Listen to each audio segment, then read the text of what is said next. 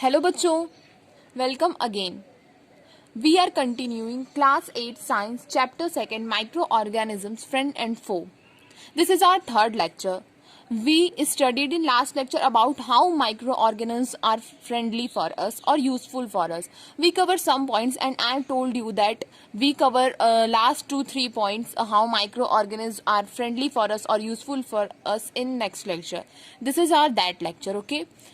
तो हम लोग इस लेक्चर में बहुत सारी यूजफुल्स पढ़ेंगे। उसके लास्ट लेक्चर में हमने क्या पढ़ा था, कैसे कर्ड का फॉर्मेशन होता है, कैसे लैक्टोबैसिलस कर्ड को बनाता है, और क्या पढ़ा था, कैसे ब्रेड बेक होता है, कैसे यीस्ट ब्रेड को बेक करने में मदद करता है, ठीक है। और था कि अल्कोहल का प्रिपरेशन हमने पढ़ा था, एसिटिक एसिड का प्रिपरेशन हमने पढ़ा था। आई होप आपको वो लेक्चर याद होगा और आपने उसको अच्छे से रिवाइज किया होगा।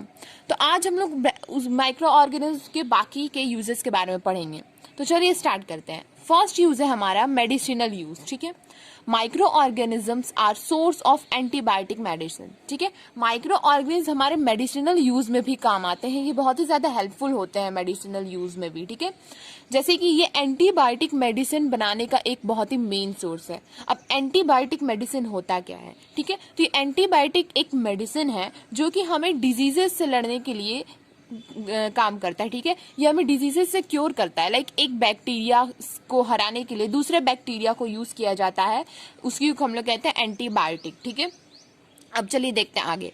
सम common antibiotics made from fungi and bacteria. कुछ बहुत ही कॉमन एंटीबायोटिक है जो कि फंजाई और बैक्टीरिया से बने हुए हैं। क्या क्या नाम है उसका, देखिए, ये देखिए पेनिसिलिन। ये पेनिसिलिन जो है, पेनिसिलियम एक बैक्टीरिया उससे बना हुआ है, ठीक है।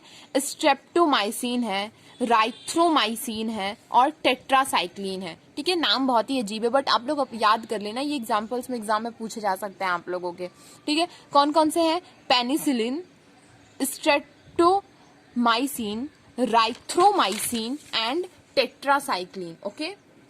तो ये हमारे कुछ एंटीबायोटिक्स हैं जो कि फंजाई और बैक्टीरिया से बने हुए हैं। अब आगे देखते हैं हम लोग। Antibiotics are use to treat many diseases in human, ठीक है।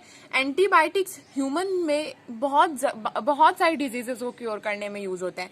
जैसे आप लोगों को एक याद भी होगा, जब आप लोगों को बहुत ही हाई फीवर हो जाता है तो आप लोग के पेरेंट्स आप लोग को एक एंटीबायोटिक देते हैं, ठीक है। एंटीबायोटिक अलग से खाने के लिए देते हैं ताकि आप लोगों को जो फीवर है, जो हाई फीवर है, वो जल्दी कम होने में हेल्प कर सके। या नॉर्मली फीवर तो हम लोग कोई भी जनरली दवाई खा के ठीक कर लेते हैं, बट अगर हम लोग को बहुत हाई फीवर होता है तो हम लोग एंटीबायोटिक खाते हैं। तो वही है हमारा एंटीबायोटिक, ठीक है। But they are not effective against viruses, this is very main point, okay. ये एंटीबायोटिक सारे कोई भी बैक्टीरिया के अकॉर्डिंगली यूज किया जा सकता है। जैसे कि बैक्टीरिया है तो बैक्टीरियल डिजीज को अगर हम लोग को हराना है तो हम लोग एंटीबायोटिक का यूज कर सकते हैं, ठीक है।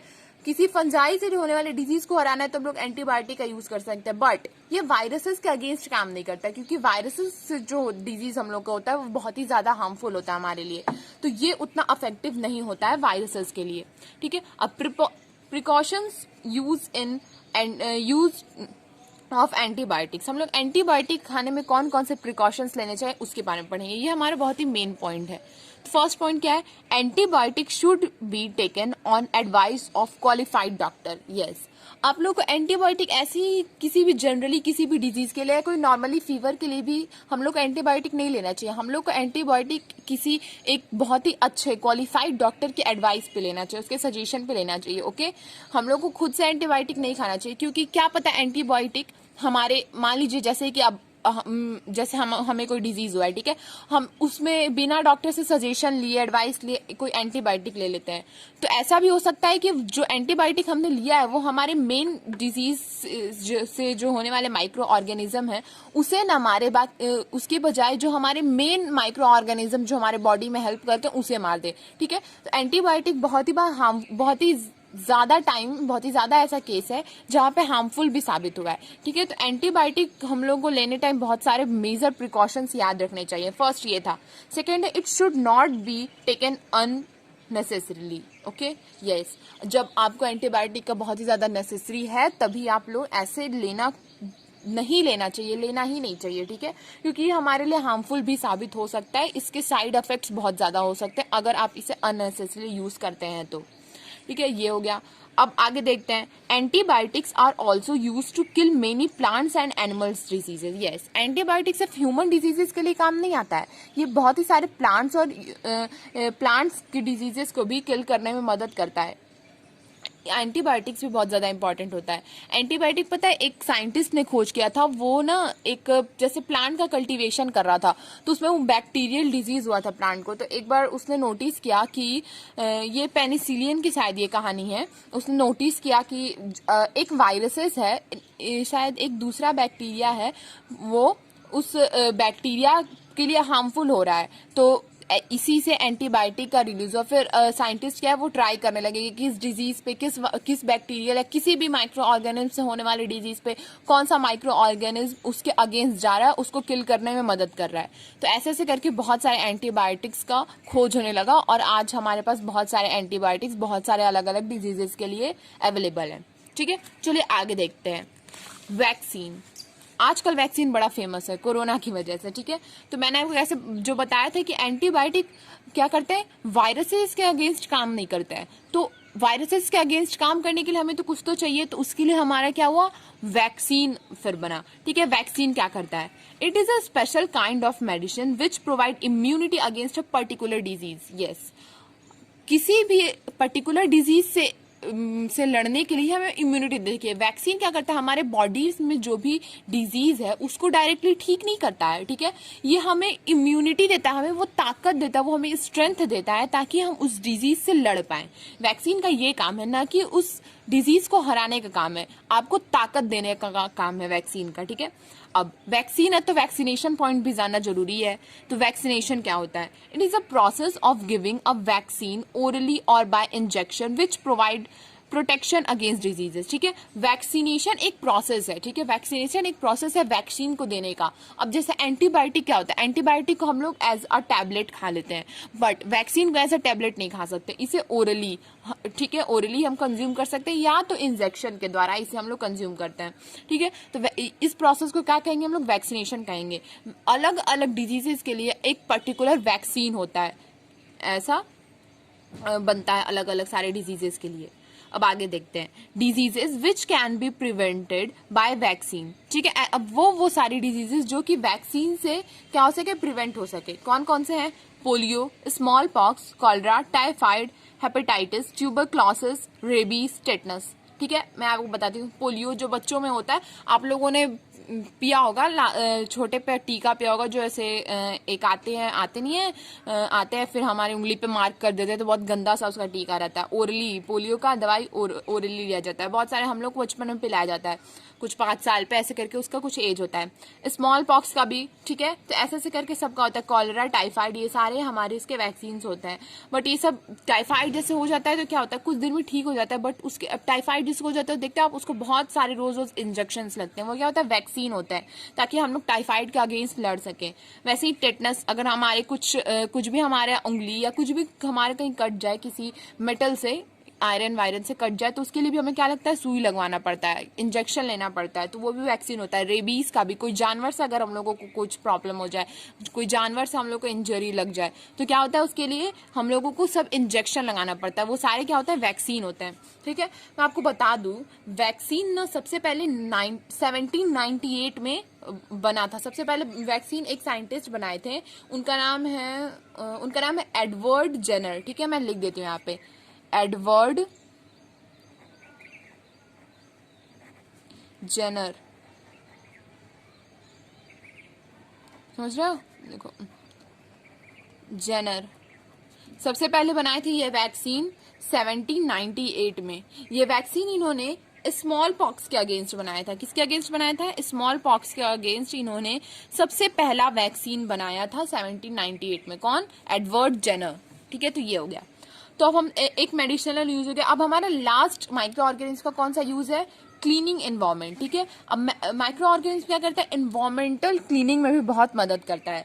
They can decompose harmful and smelly dead remain of plants and animals waste into harmless substance। ठीक है, अब जो हमारा माइक्रो ऑर्गेनिजम्स है वो क्या करता है, हमारे इन्वायरमेंटल को क्लीन करने में मदद करता है। कैसे मदद करता है?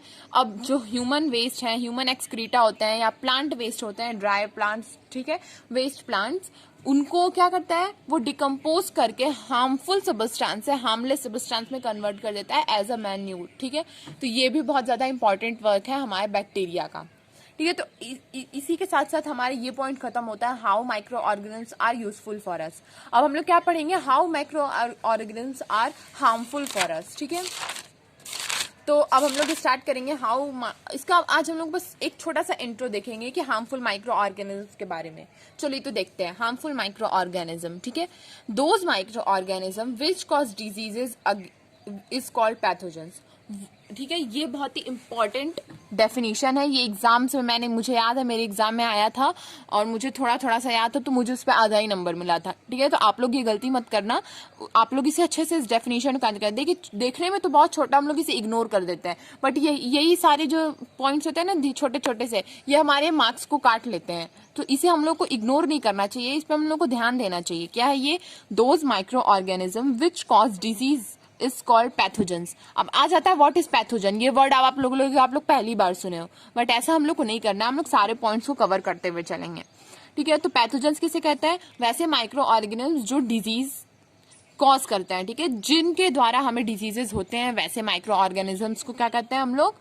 पैथोजेंस कहते हैं। अब आ जाइए, diseases causing micro organism in human beings. तो अब इस पे बस छोटा सा पॉइंट्स मैंने आज बताना है आप लोगों को, आगे चल के कुछ बहुत सारे इसमें पॉइंट्स आएंगे, इसके प्रिकॉशंस, फिर कैसे कैरियर होते हैं, अलग अलग कैरियर, कैसे मस्क्यूटो से होता है, कैसे एयर से हम लोग को डिजीजेस होता है, बहुत सारे कैरियर्स के बारे में हम लोग एक एक करके पढ़ेंगे।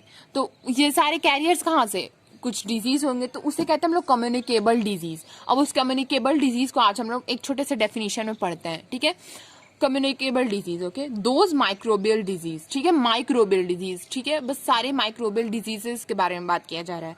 तो वैसे microbial disease which can spread from an infected person to a healthy person. ठीक है, जो कि किसी इन्फेक्टेड पर्सन में से, मान लीजिए जैसे कि अब कोरोना ही है, तो जिसको कोविड हुआ वो क्या किसी हेल्दी पर्सन से कांटेक्ट में आ रहा है, तो उसको भी हो जा रहा है। तो ये क्या हो गया हमारे, ये एक कम्युनिकेबल, अब कोविड को क्या कह सकते हैं हम लोग? एक कम्युनिकेबल डिजीज भी कह सकते हैं। अब जैसे देखिए थ्रू एयर, यस, एयर में कोविड हो रहा है, वाटर से, फूड से या फिजिकल कांटेक्ट से भी एक्सेट्रा, वैसे डिजीज को क्या कहेंगे हम लोग? कम्युनिकेबल डिजीज कहेंगे। ठीक है, तो दोज माइक्रोबियल डिजीज, इधर it doesn't matter which microbial disease is by bacteria और वायरसेस और फंजाई और प्रोटोजोआ और algae, it doesn't matter, all microbial diseases which can spread from infected person to healthy person. Okay, I hope you understanding this point. Through air, water, food, physical contact etc. are called communicable disease. अब देखिए air से कैसे, अब जैसे हम लोग को किसी को, मेरे को सर्दी हुआ है, ठीक है, अब मैं किसी से जाके कॉमन कोल्ड, ओके, तो अब मैं किसी से जाके बात करती हूँ किसी के सामने, तो अब जैसे छींक दिया मैंने, ठीक है, तो क्या अब उस एयर द्वारा मैं इन्फेक्टेड हूँ, तो हेल्दी पर्सन से जाके फैल सकता है। ठीक है, इसलिए मास्क बहुत जरूरी है। नेक्स्ट क्या है? वाटर, वाटर से भी बहुत ज्यादा है, जैसे कि अब मस्क्यूटो इसका कैरियर का काम करता है। मस्क्यूटो क्या करेगा? वाटर में जन्म लेंगे, फिर वाटर से क्या होंगे? वाटर से वो एक इन्फेक्टेड पर्सन पे जाएंगे, फिर इन्फेक्टेड पर्सन से हेल्दी पर्सन पे जाएंगे, तो ये एक कैरियर हो जाता है वाटर। या गंदे पानी से भी बहुत ज्यादा, गंदा पानी पीने से, गंदे पानी में क्या होता है? माइक्रोब्स होता है, कुछ पानी छोड़ दो तो उसमें माइक्रोब्स अपने आप आ जाएंगे, फिर वो गंदा पानी, फिर हम लोग उसके कांटेक्ट में जाएंगे तो उस वाटर के कांटेक्ट से भी हम लोग को माइक्रोबियल डिजीज हो जाते हैं। फूड से भी होता है, अब जैसे किसी इन्फेक्टेड पर्सन को, मान लीजिए किसी को कॉमन कोल्ड हुआ है, ठीक है, अब वो कुछ खा के रख गया, अब उस जो उसके खाए हुए खाने को अगर दूसरा पर्सन खाता है, तो क्या हुआ? वो सारा बैक्टीरिया, वायरस सारा उसमें भी चला गया, तो उसको भी हो जाएगा। तो ये सारे कम्युनिकेबल डिजीज है और ये सारे उसके पाथ हैं कि इस वजह से ये सब फैल सकता है। ठीक है, फिजिकल कांटेक्ट आप लोग तो जानते ही हो, अब उसका एग्जांपल तो देने की जरूरत है नहीं, एज कोविड। ठीक है, तो ये सारे क्या होंगे? कम्युनिकेबल डिजीज होंगे। अब इसके एग्जांपल्स देखते हैं हम लोग, बहुत छोटे छोटे एग्जांपल्स हैं, आप लोग कभी बता सकते हो, अपने से भी आप लोग लिख सकते हो। ठीक है, कॉमन कोल्ड है, कॉलरा है, चिकन पॉक्स है, मलेरिया, एड्स है। एड्स का मैंने आप लोगों को बताया था फुल फॉर्म, याद है? Acquired immuno deficiency syndrome. ठीक है, इंपॉर्टेंट है, याद कर लो, काम आएगा आगे चल के। एक्वायर्ड इम्यूनो डिफिशियंसी सिंड्रोम, ये है एड्स का फुल फॉर्म। तो ये सारे थे हमारे कम्युनिकेबल डिजीजेस। तो आज हम लोग इतना कवर करेंगे। नेक्स्ट लेक्चर में हम लोग क्या करेंगे, अलग अलग इसके प्रिकॉशंस, इसके कैरियर्स और डिफरेंट डिफरेंट टाइप्स के कैसे हम लोगों को कम्युनिकेबल डिजीज या माइक्रोबियल डिजीज फैल सकता है, इसके बारे में हम लोग पढ़ेंगे। वो सारे पॉइंट्स बहुत ही इंपॉर्टेंट होने वाले हैं हमारे डेली लाइफ में भी, ठीक है। और as a exam point of view से देख लें या क्लास के पॉइंट ऑफ व्यू से देख लें तो इम्पॉर्टेंट है ही। तो वो सारे लेक्चर्स हम लोग कवर करने वाले हैं। तो आज के लिए बस इतना ही। If you like the video, please share with your friends so that they can also get a good and better notes, ठीक है। Thank you.